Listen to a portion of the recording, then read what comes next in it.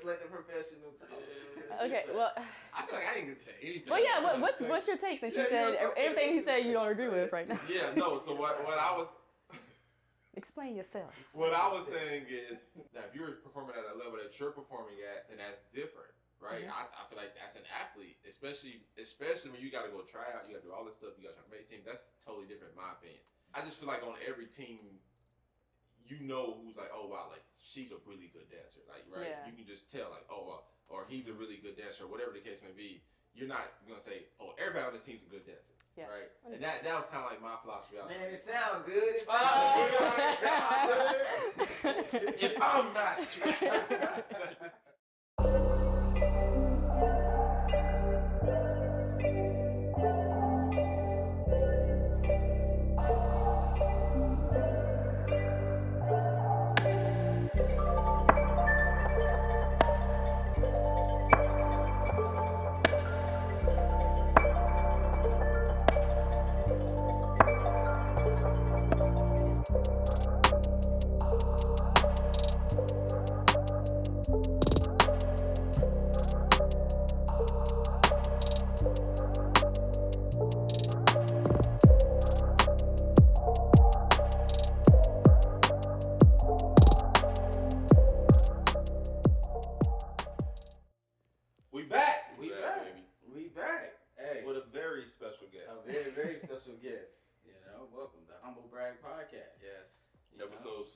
Episode 6. Wow, man. Hey, look who we got back in the building. Yes. I didn't think you was going to make the cut, man. We had the episode 5 guest. I ain't going to, you know what I'm saying? I'm not even going to lie.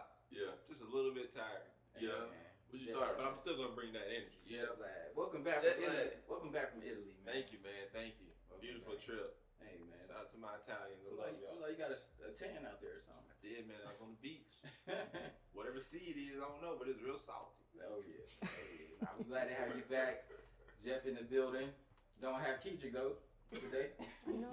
Well, Keedrick at the beach, though. Yeah, Keedrick at the beach, too. He in the Bahamas. We're going to put up some photos of him, too. Yeah.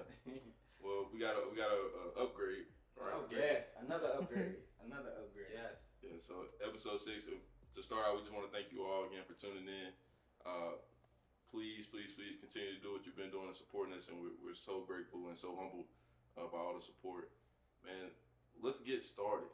You know, there's a first. We got white wine.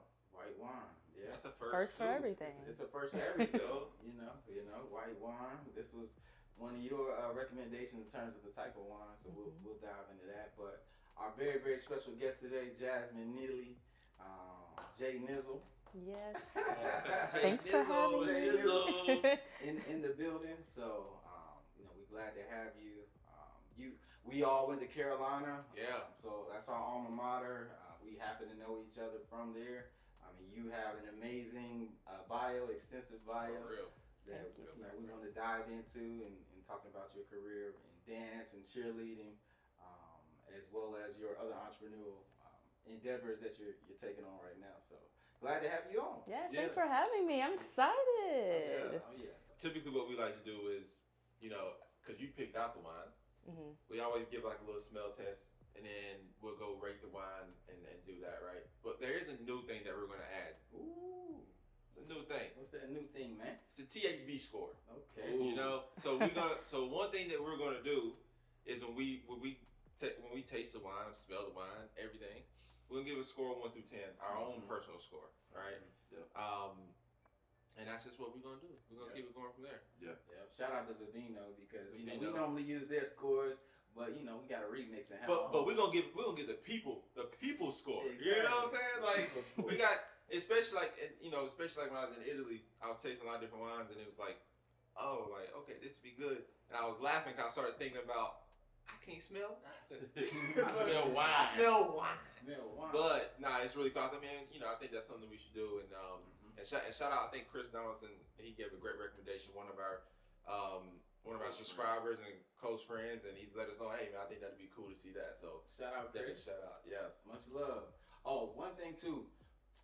People that are drinking wine, I think a lot of times we just dive right into it. But there's multiple tiers to drinking wine first. Yes. First thing is what you're actually looking at, what you see. Right. So you know, as we take our own glass, we're looking at the actual coloring, how clear it is. This is all indicative and part of your tasting experience. So a lot of people don't really know about that. You know, you don't have to do it. There's no right or wrong way, but this is just a formal way of looking at it, right? So first you're looking at the wine. This is a white wine, Pinot Grigio, Pinot Gris. Those are the same, you know, exact things, but people sometimes get them confused and thinking that they're different types of wine. Big in Italy, big in France. And so it normally has like a zesty taste to it.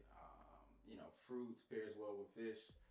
So you know, we're gonna dive right into it. And what's my saying? Lighter the wine, lighter the day. That's just me. Yeah. That's Really? And real quick, when I was in Italy, I was doing lunch, and one of the things they said, I was like, I want a red wine. He's like, we're gonna get you white, my friend. I was like, it's a lighter day. Yeah. All right. Yeah. So and so what we got today is the Da Vinci. it's It's actually from Italy as well. This is a really great wine, 2021 Pinot Grigio. And what's like your take on Pinot Grigio or white wine? You love it? You just kick back after the long day, or you know, how's that? So I usually don't drink during the week. Only on special occasions like this. But like making the exception. on the weekends I usually drink, but I don't really drink a lot. I don't really know that much about wine. Like I went to Italy too. Cool. But I just like white because it's light, it's refreshing. And I do like seafood too, so it pairs well with seafood. So I guess when I'm out and I'm getting like a seafood dish, I usually get white wine with it.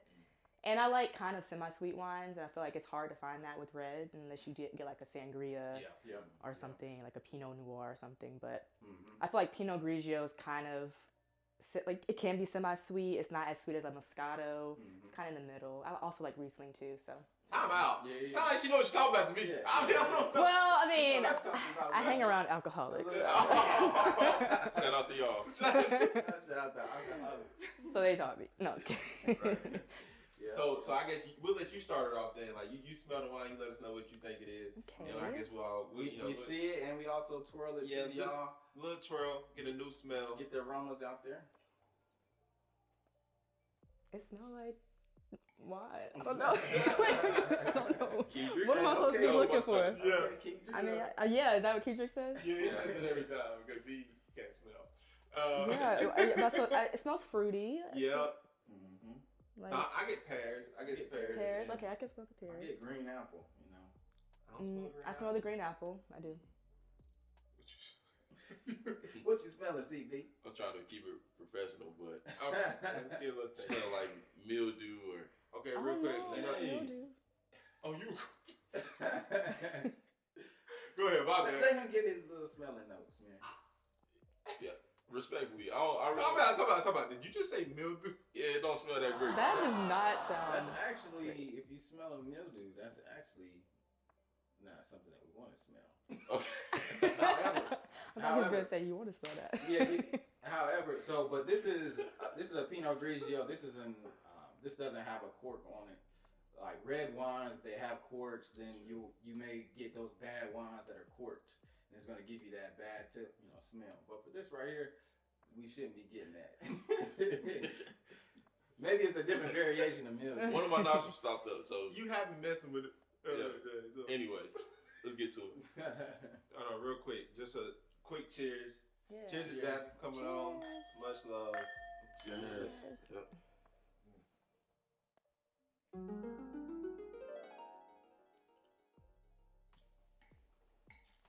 I need a chef to make me a little plate. I like to eat. I'm with you. This is a good one. Very light. That's good. What did you say it was called? Da Vinci? Da Vinci. Might have to send me a picture of that later. Oh yeah. And also too, we did chill this wine. It's recommended to chill Pinot at like 45 degrees. For our red wines, we normally have the room temp, but there's also different temperatures you want to go with. Either way. But this is definitely refreshing. Yeah. Zesty, lemony. But let's get right into it. Yeah. Let's do it. Yeah. So Jazz, you want to go ahead? You got it. Nah, Jazz. So, Devin, tell us a little bit about yourself. Tell us, what you're doing now.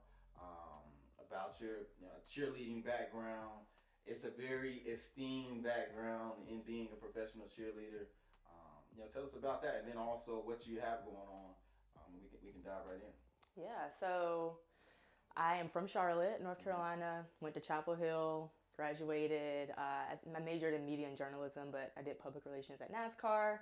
And while I was at NASCAR, I auditioned for the Panthers TopCats. So I grew up dancing all my life. Started at the age of 3. I went to a studio here in Charlotte called BB Dance Productions. And I competed all the way up until I graduated from high school. And so I fell in love with dance, wanted to continue dance, so I did it in college. We competed, we went to nationals, we danced at football games, basketball games, I had a lot of fun. I always like to joke and say, I never had to go into the lottery for the Duke game. We always just automatically were there. So that was always a perk. That's a flex. Hey, for those that don't know, Those tickets are Duke and crazy. Carolina games are very hard to get into. Being a dancer, she had a little bit more privilege of being able to get into that. And as a matter of fact, the first year I did go into the lottery, I was like, I wonder if I can win for my family if they want to come. And I actually did my freshman year win the lottery. And I feel like that's unheard of. But anyway, so yeah, after I graduated, I waited a year and then I auditioned for the TopCats. And I made the team on the first try. Wow. And Man, that's amazing. Thank you. What was that feeling? It was amazing. Like, I feel like I never really thought of being a pro cheerleader in the NFL until I was trying to figure out what I was going to do after college, because I wanted to continue to dance. I still had a passion for it. I would teach dance on the side at my studio that I grew up dancing with. And I still wanted to perform though. And I was like, what can I do as a young 20-something and still be able to do what I love? And that's when somebody was like, there's all these pro teams in Charlotte. At the time, the Checkers had a pro dance team. You have the Honeybees for the Hornets, and you have the TopCats for the Panthers. Yeah. And so I was like, okay, based off my schedule, because I still worked a 9 to 5 at NASCAR. Sometimes I would travel on the weekends, but the football schedule was more doable for me. So I was like, okay, I'm gonna do football. I like football better than basketball anyway. So Respect. yeah, shout out to football. So yeah. So long story short, auditioned for the team, made it. Actually, the second year I auditioned. So each year you have to re-audition. But the second year they actually filmed my reaction and they put it like on the Panthers.com website. Wow. So I'm glad I made the team that Can year. you reenact that? Like, what was your reaction? If you could just do it one more time, hey, you've been selected. Give it to us. I did feel like my performance was really well. I'm glad that it's over. Now all we have to do is wait. So you just want to get started? Just go down the list. All right, here we go. Jasmine. Yes. I'm a yes. Is it here? You made it? Yay!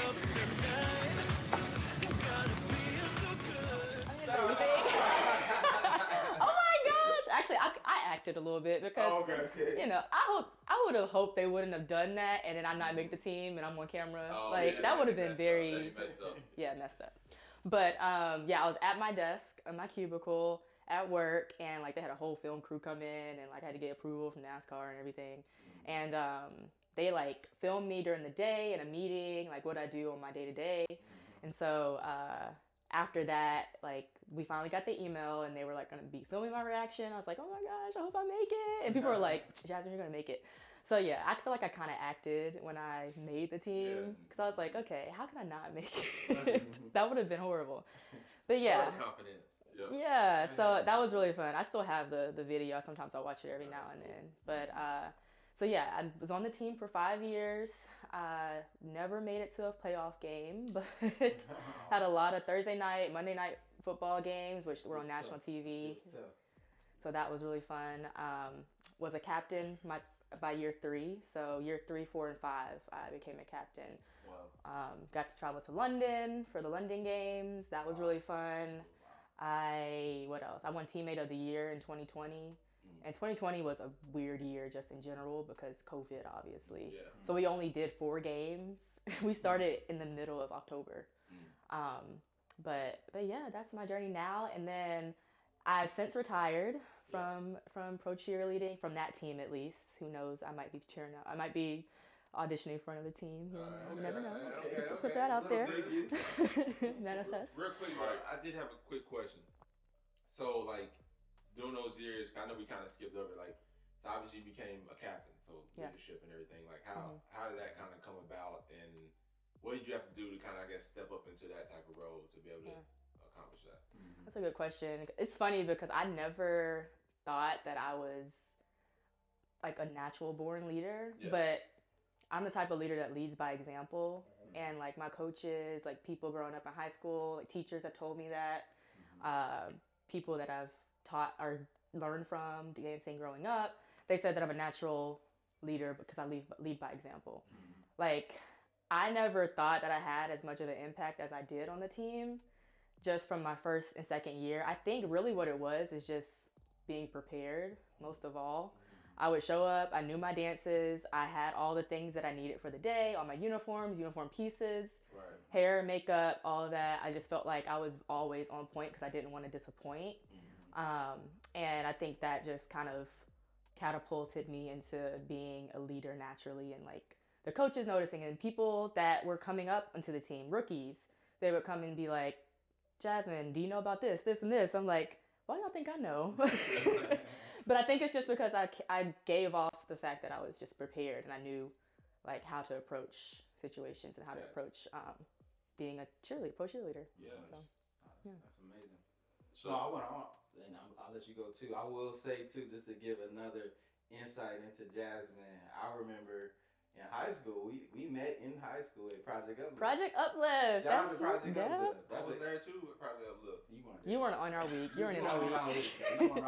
You were on a little, you were a different week. We don't know where you were. My Project Uplift was jumping now. Wait, what year did you graduate? 2016. Okay, 2016.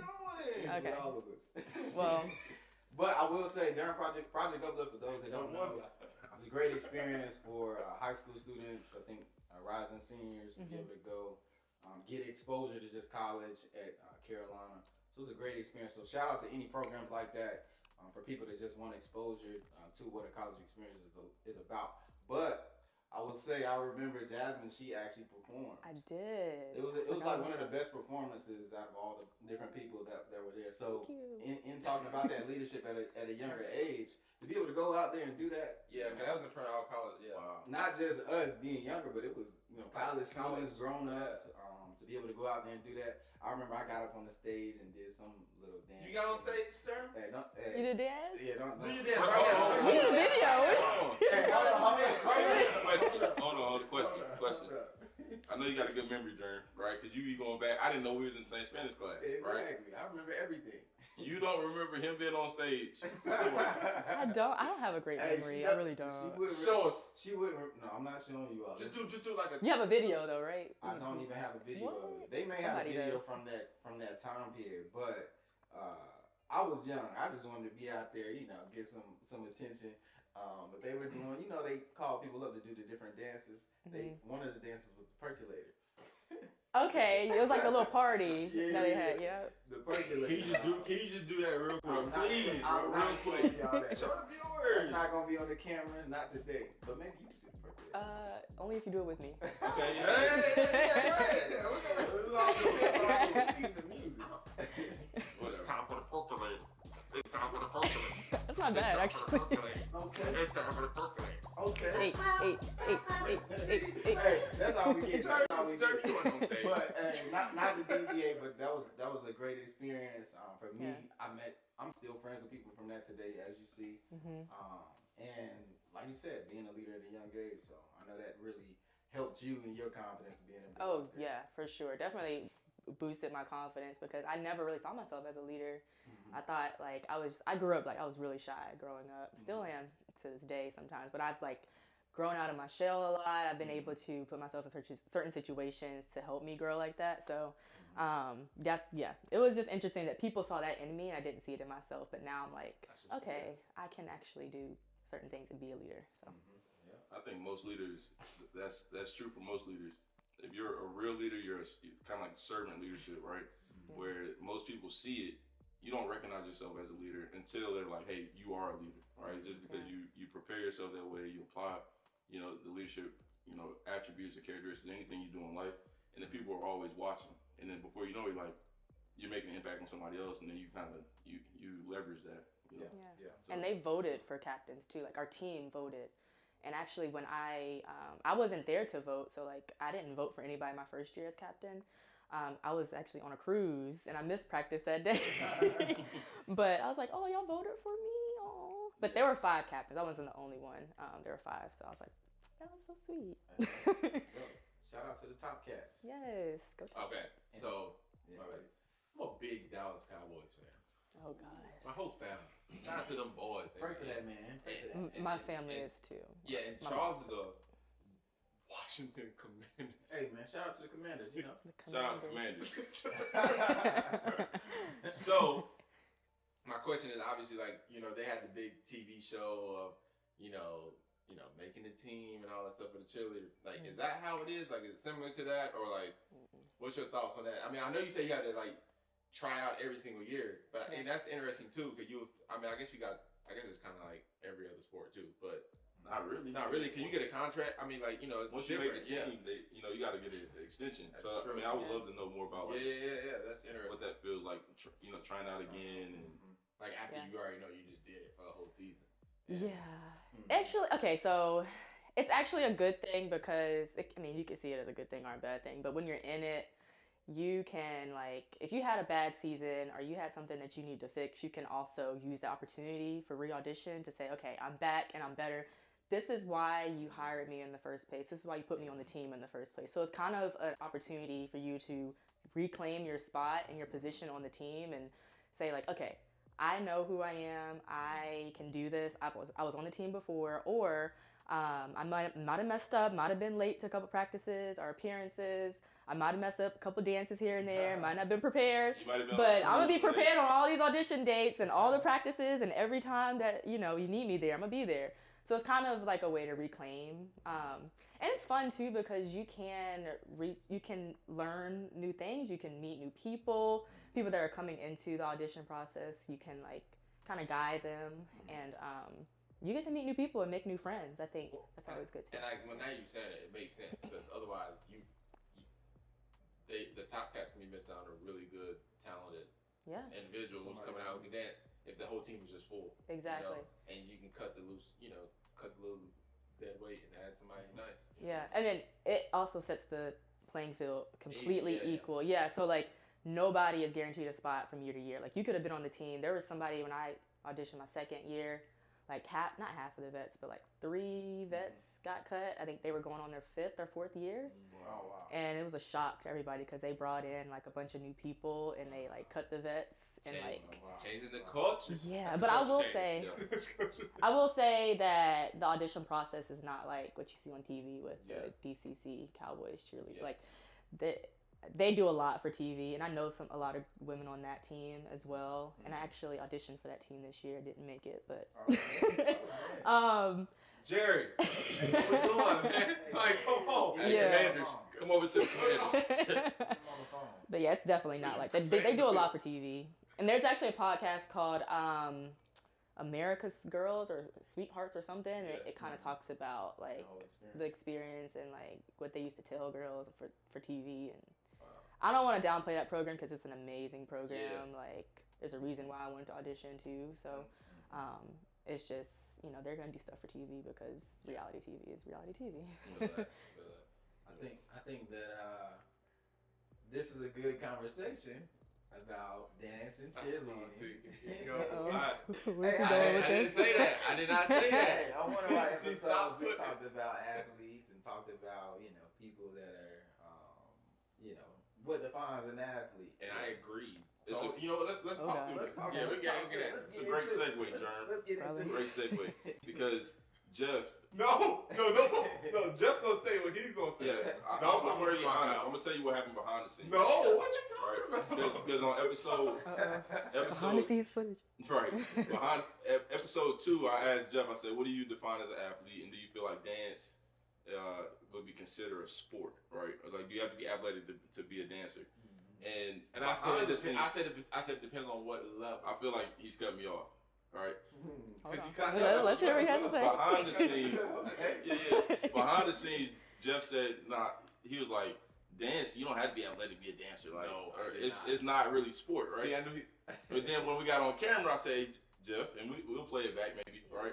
I was like, Jeff. And do you feel that dance, right? Because this is what y'all had a conversation about. Bro. Yes. See, why he gotta do that? Do you feel that dance? Do you feel like dance is, under the umbrella of sport?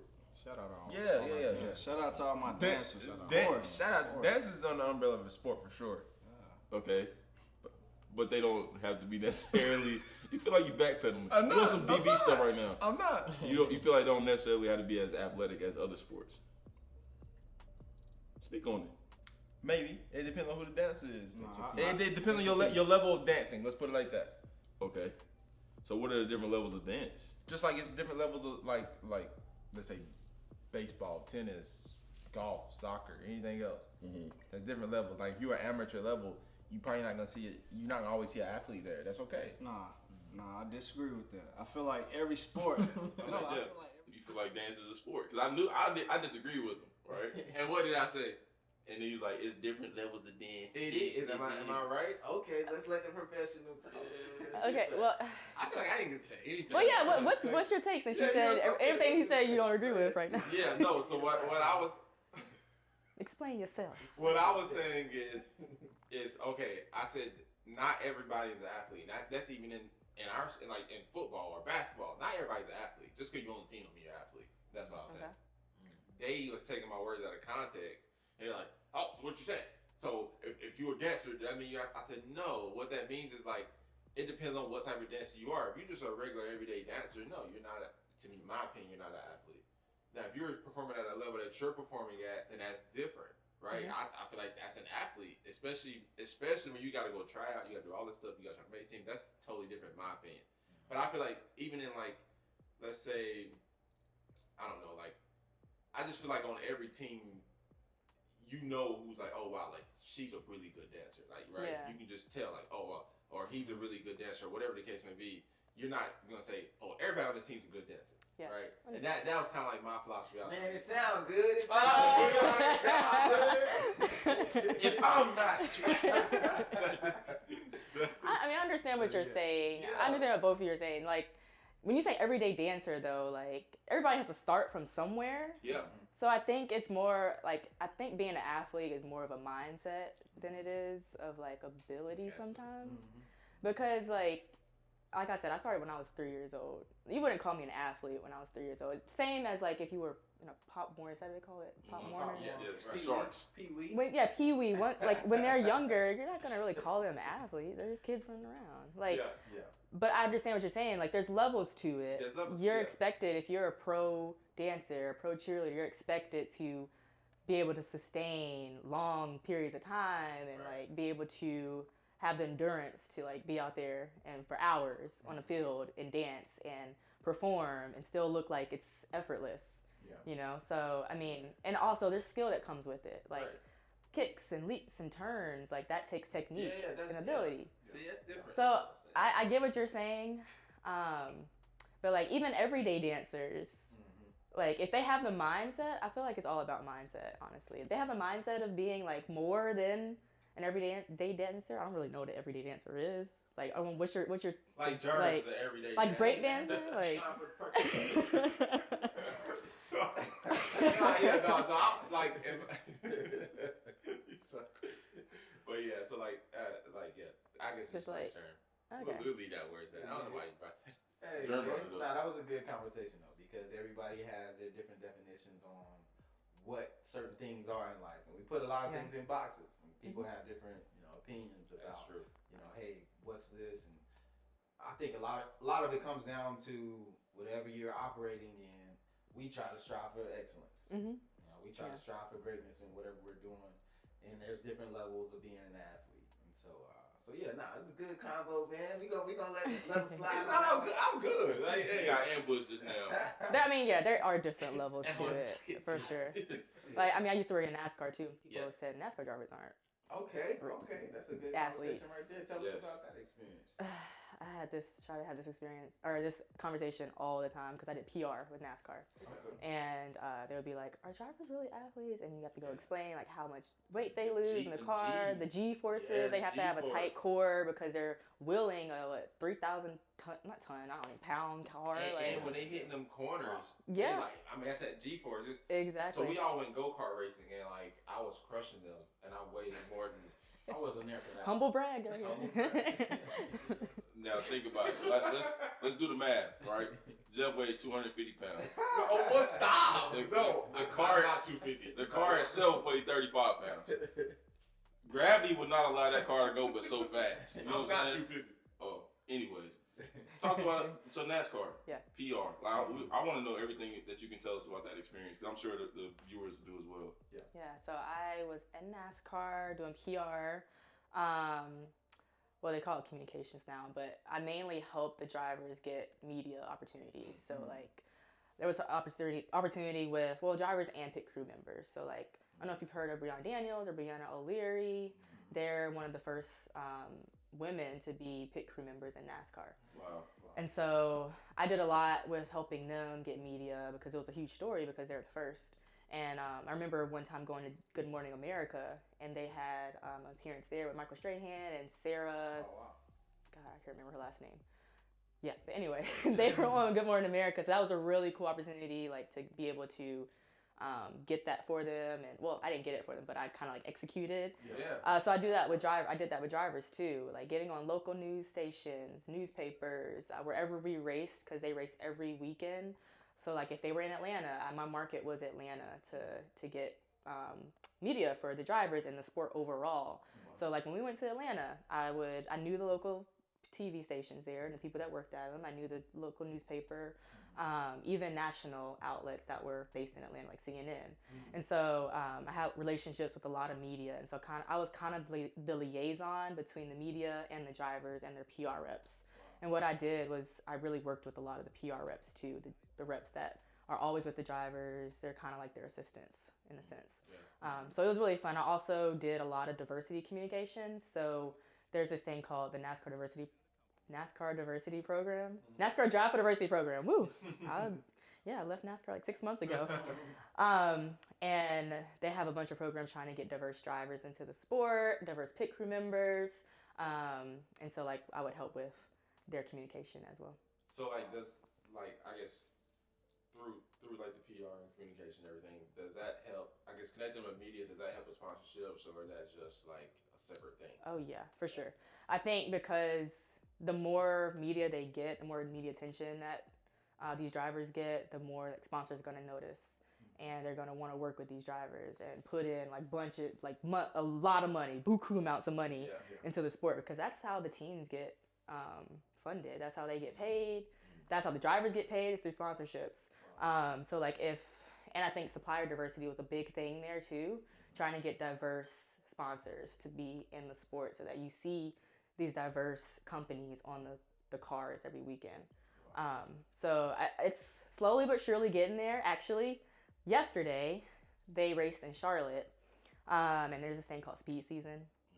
Speed Yeah, Speed Season. It's kind of like an effort to get more diversity, like from businesses in the local area and like just black people in general. Black, multicultural. It was mainly black people. But I went there yesterday and that's where I saw Danny. Okay. And shout out to Danny. Yeah, shout out to Danny and UNC 16. Government out there. Yeah, so that was really cool too because like you're able to see that these black people enjoying NASCAR and like it's kind of like getting the name out there and the just the sport in general because people they brought in like influencers, TikTok famous people. Like I think one of my friends was like, he's TikTok famous, and she was like, she showed me his page and he was like had millions of followers. So I was like, oh my god. Wow, so like if he does something, millions of people are gonna look at that and gonna be like, I want to go to the NASCAR race. Like, where's my ticket? So that was really cool just to see. Like the music was great, the food was great. Like y'all gotta come to NASCAR race if you haven't. So speaking of going to a race, that's big though. Like what's the highlights of the race? Because like I mean I get it. For someone who's never been to a race, like what are some things you're gonna experience? Have you been to a race before? I haven't even been. But Dale Earnhardt, he was like my favorite person ever. You just won. Senior, yeah. I got his license plate. Number 3, yeah. Shout out Number to 3. 3 for Dale. Oh yeah. So, okay. NASCAR is very accessible. It's like one of the most accessible sports for fans outside, like out of any other sport. Before the race, fans can actually come on the track. They can walk on pit road if you have a certain pass. You can like be in the infield, which is like the inside of the track, and you might meet a driver. You might be able to shake hands with a driver. You might get a driver's autograph. Like you get really close to the drivers, and I feel like if you go to an NFL game, you're not gonna be able to go on the field unless you pay thousands of dollars. Like you're not gonna be able to go on the court, unless you're courtside or you're famous or something. Like for any like everyday person to be able to have that experience, like you can actually stand in the pits if you have a hot pass and watch a pit change so close, like really closely, a pit crew stop really closely. Like it's just the amount of access that you get at that, on a pro level like that, is just out of this world. So I think that's one thing. The wrecks, of course, is another thing. Like you want to see that up close, yeah. And you can actually, if you have passes, you can watch the race from inside the track. Yeah, that is cool. Yeah, it's just It it'll is be fun. exciting, the wrecks are exciting. See, I just want to see a race like Talladega Nights. That's my movie. Yeah, if you're not first, you're last. Shake and bake. Ricky Bobby. I mean, there are personalities like that, but that's cool. I think they're trying to get more people that are like have big personalities. Yeah. Because they're trying to get, make it more of like a national sport because it started in the Southeast. Yeah. And, they're trying to make it a little bit more national. Like they race on the West Coast and everywhere else, but like they're trying to find like who's going to be that LeBron James? Who's going to be that? I don't know. You know what I mean? Yeah. So there's some drivers that are like real big, and then there's really lower tier drivers that you wouldn't even know they were a driver if they're walking down the street. Right. So trying to find that star power is what they call it. So yeah. So how do you engage with drivers, right? Because I know you're trying to like market them almost. Like, how does that work for NASCAR and then like the individual, athlete, right? So how do y'all connect? So you mean like how do you be able to work with them? Or yeah. So do y'all reach out to them and say, hey, we're doing this promo, or do you kind of find like who the hottest driver is at the time, and then kind of showcase them? How do you select them, and then how do y'all communicate with them?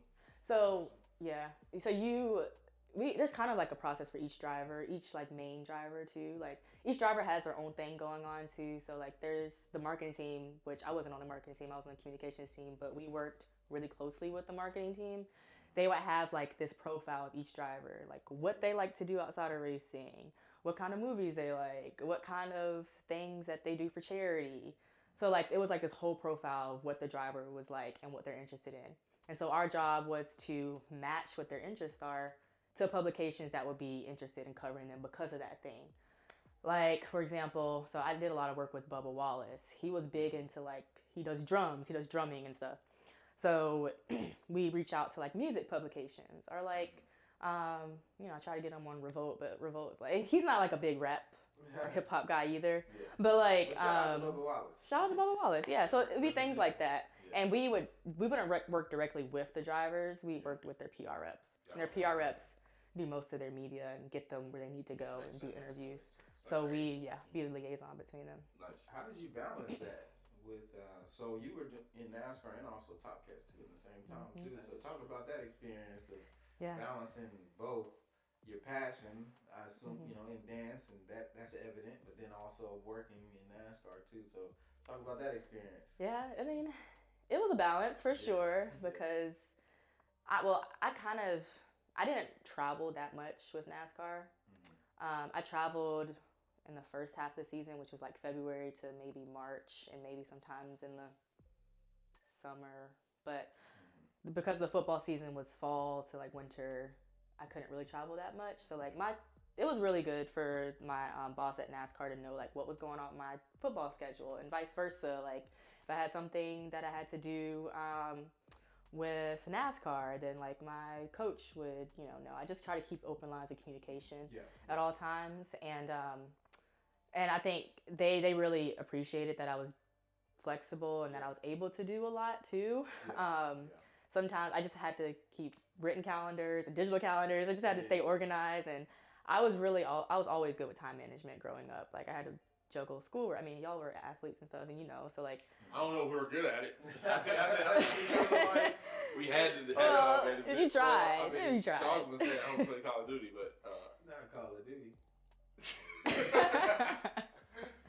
So yeah, it's just time management. Like you get used to it, and you just get into a rhythm. But I mean, it wasn't easy. Like it's not gonna be always easy. But Yeah. Nah, that's amazing. You were in two dope, places, right? Like NASCAR. I think it's big for our community. We don't, really know much about NASCAR, honestly. Right. We should But go. it's good to have it. race. Yeah, I'm definitely down to go to a But race. see, if I go to a race, like I'm trying to be in the pit stop. Yeah, I'm trying to do the whole Yeah, thing. I'll get y'all Yeah, passes. I got you. I'm cool. I got you. Even though I also work there, I know people. Thank you. I'm cool with the people there. This documented. Bring your whole family. The whole family. Yes. but no, that's two industries, or at least two things that black people we really don't see a lot of, right? NASCAR. Growing up, I didn't see a lot of people either watching races. Anytime I did, I went to Hunter Hoot's house, and his family was watching it, right? And then for cheerleaders, it wasn't a lot of black cheerleaders, right? Especially at a professional level, and definitely at PWIs, right? So at Carolina, you definitely were a leader in that avenue, and then same thing for the TopCats. So I hats off, like round of applause, for all of you. So we got to go to a race. Maybe we gotta take the Jag on the track. Please, hey man, I'm going. Put that Jag, put that AMG on there, put that Telluride too. You can. Okay, so there's this thing called the Nascar Experience. Oh, okay. So you get to drive a car around the track, not your own car, but a race car. I'm trying to You get to drive around the track. I have a gift card. I haven't done it yet. Yeah. But I will say, if you go to a race, try to go to Daytona. Daytona 500. It's the biggest race of the year. It's like the Super Bowl of NASCAR. It's in February every year. Let's do it. That'd be so fun. Huh? That's in North Carolina, right? Florida. Daytona Beach. Daytona. Daytona Beach, Florida, yeah. Daytona. Where NASCAR started. No, it's good for people to know. Shout out to Daytona. Daytona. Yes. Where's that? Hey, don't hold that against me. But also, so NASCAR, cheerleading, what's going on now? Yeah, right. That's what I want to know. I know you pivoted. That's also always something big that we talk about. We're always making adjustments in life and elevating to another level. So what's going on now? What's big and cooking for Jazz right now? Yeah, so I retired from the team and from the TopCats. So now I help people that want to audition for pro teams in the NFL and NBA or NHL, any like pro team or semi-pro teams. Yeah.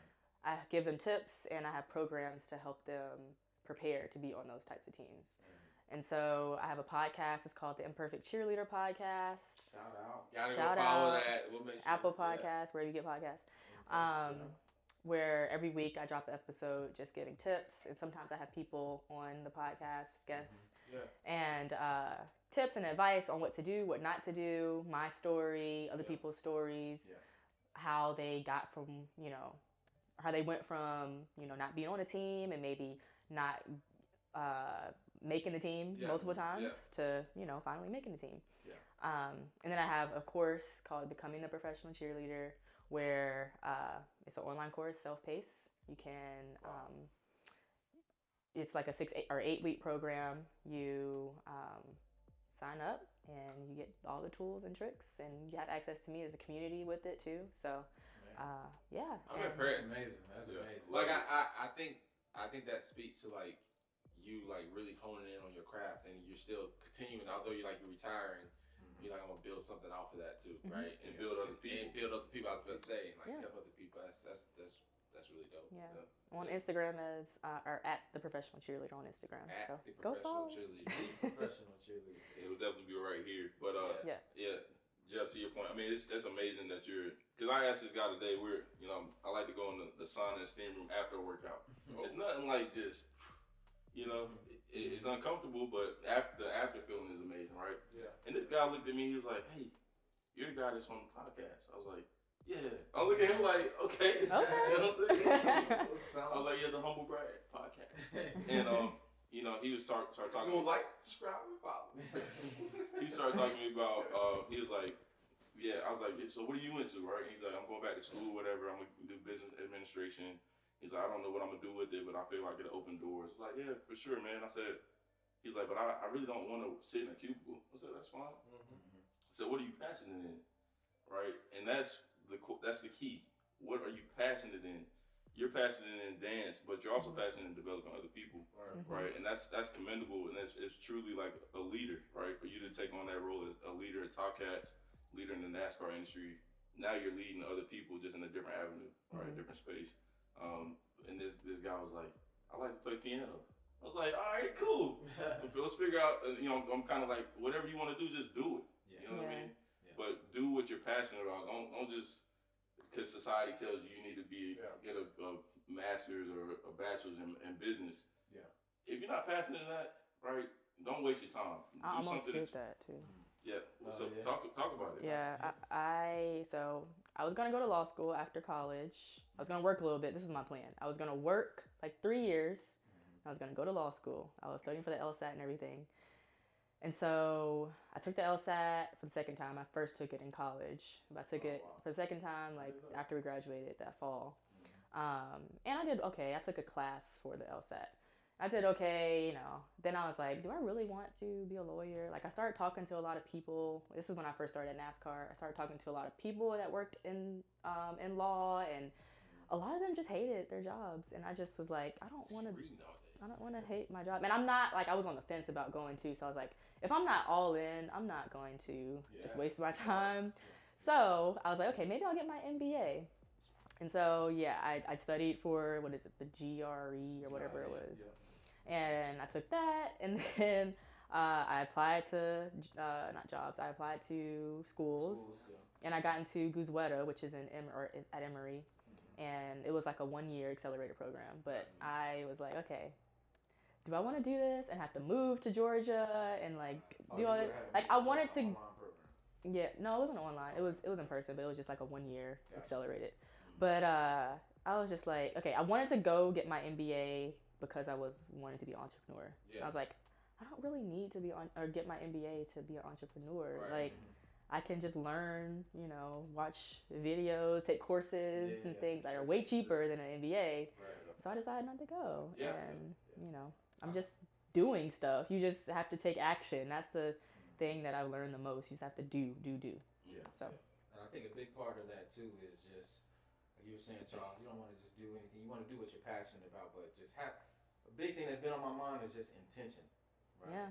Have an intention about what your goals are and what you're actually striving for, and then that's going to determine the vehicle that you use to get there. Right. So I think a lot of times, especially for like younger people that's trying to figure out their way, focus on that intention. Like, hey, what's my larger goal? Like, what am I trying to do? And then let me surround myself with information, people, examples to be able to show me like, okay, this is what I need to do. Yeah. And so, you're definitely going to fail a lot. A lot. Oh, yeah. But you learn from it. And failure for me was like hard too. So I'm still learning. But like at the end of the day, it's like all a learning process. And you learn from it. So. Yeah, definitely. I mean, you tried out for the TopCats and got it the first time. I know. And then I tried for another team and didn't. So I'm like, what? Yeah. That was hard. So what were the emotions? I mean, like, how did you respond when you got that call say or email that you didn't make the team? How did you respond? Like mentally, where were you? It was an email, and I was with a group of friends from church. They were older women, but we were just getting together. And I saw the email. I was like, what? Am I reading this right? And I was trying not to let it affect me. I was trying to be in the moment and hang out with them. Like they didn't know what was going on. Right. And so I was like, okay, I was trying to hold back tears. But then as I got time to reflect on it the next day, next couple of weeks, I was like, okay, what could possibly have gone wrong? Or what could I have done better? It was hard because I definitely thought I would make it past prelims. It was just a video that I had to submit. Yeah, so I keep thinking about why didn't I make it past prelims? I have the experience already being on a pro team. I have I know how to talk about myself. I know how it is to be on a pro team, so why didn't I at least make it past prelims? And they get tons of videos all the time, so it was definitely hard. Like, I probably cried about it, but at the end of the day, life goes on. You can try another time. Like, it's gonna be there, hopefully. You know, some teams are cutting programs, but listen, and you're building out your own business, which is that's the thing in itself, right? Like, and I mean, that's what I'm saying. I keep thinking back, and you said it earlier. Like, we talked about it on our podcast before, like failure and everything, and embracing that. I mean, it's gonna happen. You know what I mean? So you just said it. I'm gonna keep going, do my own thing, jump into something else. So like, I'm sure you'll land in that spot. But that is dope. Do like you said. But I think doors close, right? But a lot of times they close for a reason. Yeah. You know, I think it's hard to like understand that in the moment. It's like, what did I do wrong? Or and a lot of times, especially jobs and different positions, companies and teams, organizations have somebody in mind already, or they have a ideal candidate because they're trying to fill a void that they had previously. But whenever a door closes, you always gotta, reassure, kind of refocus and realize that it's not you. Exactly. You're more than capable. You're probably overqualified for that position. You know what I mean? But truthfully, that door closed so that you can start down another path that's gonna be, kind of take you to the level that you want to get to or the position that you want to be in. So failure really a lot of times is really just another avenue towards success. Yeah, and I talk a lot about that on my podcast too. And girls come to me and they're like, "Why didn't I make it? What can I do better?" It's just like and this is pretty common to say in the pro cheer world. It might be a no right now, but it's not a no forever. Yeah. And so like you just gotta keep going. If you really want it, put in the work. Continue doing what you're doing. Find ways to make it better, and go after it. So and God might have other plans for you. Seriously. He might have other plans for me. That's why I didn't make it past prelim. So. Seriously though, that's a word for everybody, man. God's plan. No matter what we don't know. Out there. Yeah, I was thinking. So you said you were with some ladies from church. So did you ever tell them what was going on? No. Just thinking if you would have though, right? I mean, I guess you like to handle that by yourself, but y'all could have had a prayer session. We could have. They could have talked you through it. Because a lot of times failure, it might be good to just express it, and that way, I don't know. That's true. I feel like I was still processing it, like, and I wasn't ready to talk about it yet. Part of me kind of was embarrassed, So I feel like I had to just deal with it on my own before I shared it with other people. And I didn't really tell people that I was auditioning in the first place because I didn't want to tell them and I'd not make it, So I guess I could have, and it'll probably come out later if I'm hanging out with them again. But that's a great group. Maybe that's it is out. Maybe that's God's plan. I was with those group of people. God's people. I don't want to say God's people, but like people from church. Like maybe that I just needed to be in that moment and spend more time with them. Sure, for sure. I think that's big though too, because that's what this podcast is all about. Wearing your successes and your failures on your sleeve. I think even I deal with that as well. A lot of times we're pursuing some things and we're not telling everybody. We may tell our close friends and whatnot for fear of just the appearance of failure. But just that's big. Like it's something that we all deal with on a day-to-day basis of just not wanting people to see things. But at the end of the day, we're the only ones that's in the mirror. We're the only ones that has to wake up in the morning and deal with, hey, did I get this or not, and deal with the successes and failures. Jeremy's alarm clock is, I'm looking at the man in the mirror. Hey. Really is. Oh my gosh. You talk about family. I'm sorry. Nah, you good. You talk about family. Did your family come support you at games? Like, yeah? Yeah, they did. I was thinking that, like, if I have, Lord willing, we have kids, I have a daughter, will I go to the game to watch my daughter? Why not? Because he like watching sports. I'm just saying, like, as a dad, like... Didn't you play football?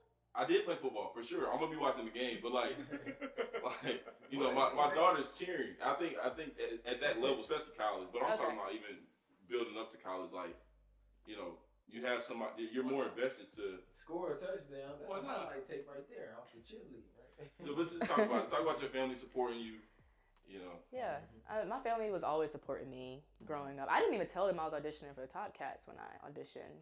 So when I made it, they were just like, "Of course she made it," you know. So they always are like, "You could do great things." My parents always told me, "You can do whatever you want if you put your mind to it." Like, knowing that growing up helps a lot with my confidence. But they would come to the games. My mom would always be there. She was always like, so we got 2 tickets each game. She was always like, "I get 1 tickets, you know. You got to ask me first before you sell them or give them away." My dad, he lives in Alabama, so he didn't come up to every game. But I will say, seeing my dad, like, I might cry. But seeing my dad at the games, like, it was like the best thing ever. Like, he would just stand, like, he would come down like, at the 4th quarter when the games were almost about to end. Like, people had got out of their seats and were leaving. And he would just stand there and smile. And, like, it was just the best He's like, feeling. "That's my baby right there." Right. It was just the best feeling. Oh, my gosh. I, like, have vivid memories of that. And so having that support is just out of this world. And I know people that, I had a friend on the team. She didn't have family support. Her family didn't agree with what she was doing with pro cheerleading. I think maybe because they thought it was, like, over-sexualized or it didn't put women in a respectable light, which is BS. Right. Anyway, I don't know what their reason was, but she did open up about that. And I'm like, I can't even imagine my family not supporting me. Yeah. Like, that would be horrible. So, yeah, they came to the game. Not every game, but they tried. So we opened up that can about the sexuality. I mean, I guess sexualizing women in that aspect. Like, what's your view on that? Yeah, what's your view on that? And then, like, obviously it's going to be conflicting to what other people might think or perceive. Yeah, I think a lot of times, like, in the beauty space or whatever, like, even in pageants, like Miss America pageant, they took away the swimsuit portion because they thought it over-sexualized women or whatever. But the reality, my take on it is you can be beautiful and you can be smart at the same time. They're not mutually exclusive. Like, you can put on a bathing suit and you can talk about politics. I don't know, like, and same thing is, go ahead. So I was gonna say, it's like guys in a Speedo at a weightlifting competition. Yeah. I just think I'm serious. It's like the same thing though. Go back. I get the comparison. No, I don't. I'm saying, like, you gotta look at it from both sides. I'm just saying, like, It's how you process it. You're right. But I mean, it's the same thing with pro cheerleading. Like, I just think little girls look up to us like that, and they want to be like us. I just think it doesn't have to be like that. And I think teams and owners are kind of hearing from fans and kind of thinking like, oh, okay, maybe we need to tone it down a little bit. Like the Commanders, for example, they took away their whole program and they turned it into like a hip hop program. And I feel like that's what people. The cheerleading program. Wow, that's just weird. And like they turned into like a hip hop crew, like with women and men. And in my opinion, I don't really like that because it's like, can women have their own thing and be empowered and want to feel good and look good in a uniform and like work out, put in time at the gym and work out to feel good and feel empowered about themselves and ultimately be role models in the community. That's what we are. Not we, I'm not it anymore, but that's what they are. Like they're role models and they are brand ambassadors for the organization. And so of course they're not going to be out here like shaking butt on like, you would hope they weren't, like, on the internet because they have that job. It's a job at the end of the day. Yeah. And so, That's true. that's I just think, owners and people up high in places, like they're trying to fix it by making crews like hip hop crews and not dancing. And it just is like, it's kind of diminishing what was established in the first place. Right. Like people that came before them. And who wants that? Yeah. That's it's a marketing ploy too, like hip hop, right? Why choose hip hop? Because I think it's like they do like who the audience is or what the audience they're trying to capture or who they're trying to get back from what they lost with the knee down, situation. So I think that's a business. NFL is a business. They all focus on their bottom line at the end of the day. And they don't see the dancers or the cheerleaders as revenue drivers. We don't bring in revenue, so they feel like they can do whatever they want with us. They can tell us what to do, and it doesn't matter. We're going to do it anyway. I think y'all bring in revenue, respectfully. There's some some guys out there that go there to watch and see the dances. Really? And I don't know if they No, go I to don't watch think the so. dancers, but it's definitely nice to see some nice dancers. You know, I'm not saying I personally. I mean, especially. Especially though, like during. I mean, I agree though. I think like during the show, halftime, timeouts, and all that stuff. Like, I think that's good to see. Like, I think it'd be very uneventful when they have a TV timeout and everybody just sitting there like, Yeah. "Hey, my name is Chuck." Don't be a T-shirt. It'd be boring. It'd be People boring. get excited for that. I mean, Yeah. at least that's what I think. It's a part of the. I would say our experience. biggest revenue builder is bringing in young girls and doing programs with them. Yeah, There's like junior programs and a lot of these dance programs, and young girls want to dance with cheerleaders because they think we're like celebrities, and they ask us all these questions and stuff. So that's a big revenue driver. Wow. As a former football player, this will be my last question. What was your favorite game that you like? I guess were at or in the moment, crazy, uneventful. I don't know. What was it? Oh my gosh. I will say, okay, this is the one that's coming to mind. Yeah, that's what I want. First thing that comes to mind. Last year when Cam Newton came back, even though we lost the game, the excitement building before that I game. was watching on TV and I was excited. What did he say in the camera? No, that was at the game before. It was away. It was in Arizona. And that's when they won. And then the next week is when they played at home. And it was just like, because we do like a lineup for when the players come out. It's called Player Tunnel. And like, I just remember there was like the smoke and everything. He was just like looking around like. That's cool.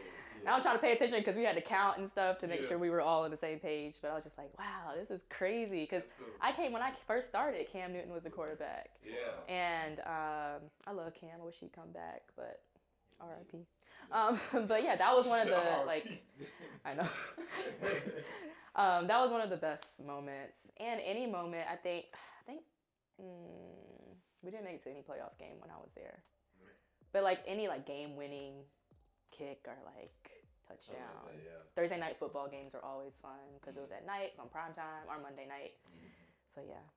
Wow. Nah, that's cool. Yeah, I bet that was a cool experience. So seeing, I mean, I know the fans were going crazy. Yeah. The whole stadium was packed that game. Like usually when you go to Panthers games, no shade, but the away team, you can see their colors more than you see Panthers colors.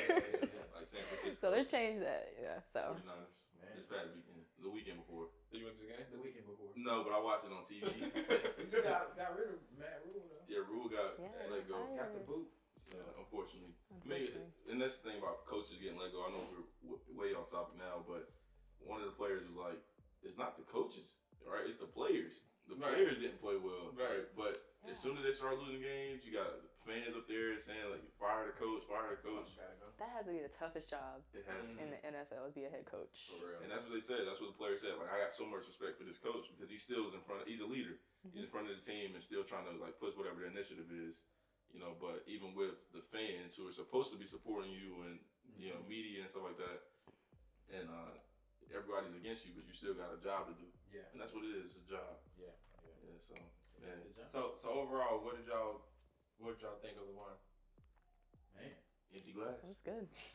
I think my glass. I need to catch up. Shoot, I'm always a slow drinker. I know. Me and Jeremy over here. It was a great conversation, but I think the wine it adds to the whole entire experience. Yeah, it does go. I'm gonna remember this. It's my first time having this last year, so I just think about Da Vinci Code. You know what I mean? Shout out Da Vinci. Like he was actually an agronologist. Like he was big into like wine and different things. Like do your research on him. We know Leonardo da Vinci, but there's some history behind that. Sounded good, my boy. Like that, Jeremy. I like that. But this what we giving a little score? THB. Yeah, the THB score, the new score. So I'm gonna give this 1 to 10. I'm gonna give this an 8. And I like it. Yeah. Parataste. I just need some fish or something. I think it'd be. Bring it out more. Might have to go 8.5, man. Ooh. Only reason why I say 8.5 because I don't really drink a lot of white. Right, wines. same. I mainly reds, and so this one was actually great. I recommend, like I said, chill it. You know, don't just get it from the store and start I think drinking. you gotta chill any white wine though. Definitely chill this one. temperature this 42 degrees, and it was great. So You got the degree down. Okay. 42 degrees. What do you think? I like white wine. I think I might give it a 9. Ooh. I do a 9.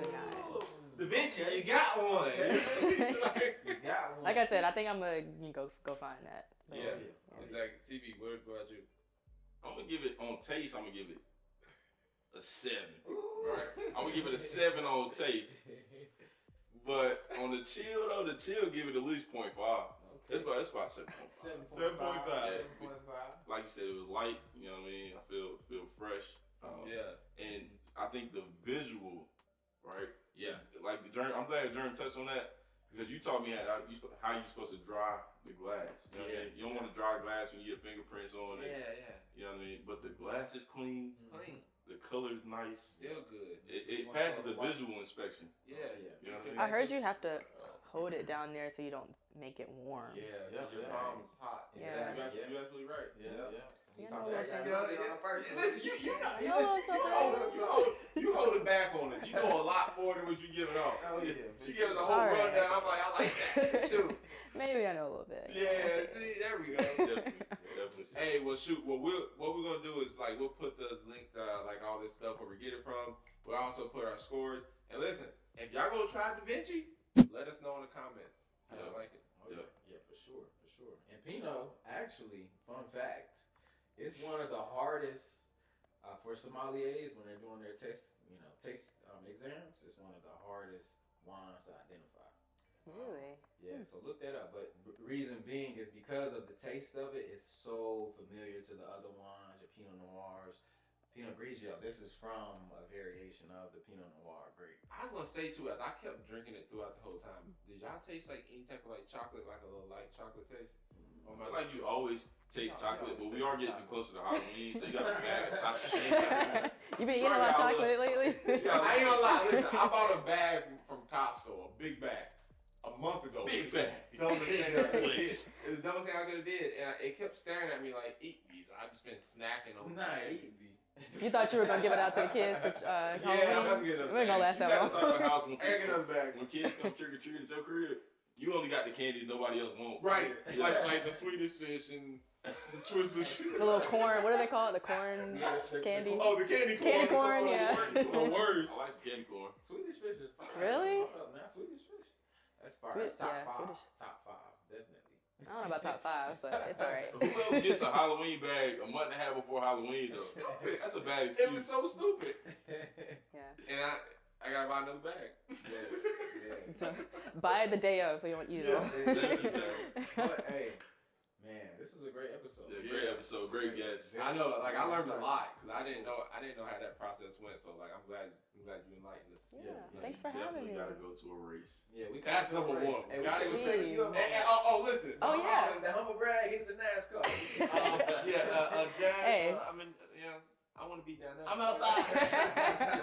I got y'all, for All sure. right, that's Even though all I'm good. working there anymore, I got no people. Yeah.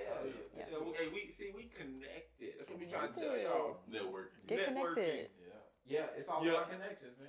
It's all about It's connections. all about knows. It ain't about who you know. It's about who knows. Come on. Who knows It's you a on? drink. Who knows you on? It ain't about who. We know what you mean. Wait, now we gotta cut that. Here we go. It ain't about who you know. It's about who knows you on a favorable basis. Yes. Yeah. So Jasmine, you talk to them to make sure we come to mind. That's all that says. That's Okay. That's all. But no, I got yeah, y'all. we appreciate you. Yeah, for We sure. want to give you your flowers. We definitely appreciate you for being special in multiple areas of your life. Keep killing it. Support the podcast, the Imperfect Cheerleader. Yes. And yeah, if you have any, like, what's your top 3 things that you would say, man, if you're giving someone advice in life about anything, like, what are some top 3 things that you, like, live by? Ooh. Like Put me on the quick spot. one line. Quick one-liners. Let's see. My dad always said this. It's what did he say? Better to have and don't need than need and don't have. I love this quote from Maya Angelou. People will forget what you did. People will forget what you said, but they won't ever forget how you made them feel. And What would be a third one? That's a tough one. I know. Save the best for last. You got two good ones. I know. Two Always speak to the manager. Okay. Hey, always speak to the manager. Like it. Love it. Wow, Yes. that's some good stuff. Yeah. Well, listen, y'all know the deal. Listen, make sure you like, subscribe, follow. Go follow Jasmine's podcast and everything she got going on so you can hear that story. Hey, and for all our people out there who are wanting to get into cheerleading, hey, here's your source. Here's your Just source. give it to you. You got daughters, cousins, nieces. Yeah. Plug them in. This is the source. And Instagram as well. So definitely Yes. follow the Instagram page too. Everything's going to be in the link below. Yep. Yeah. And thank you for being the first lady of Yes. the Humble Brag Yes. podcast. First Brand lady, lady. first white wine. Yeah, like, Exactly. So, yeah, I love it. we appreciate it. Yeah. I appreciate y'all. Thanks for having me. Yeah. This was fun. Until next time. Until next time, we out. Peace. Much love.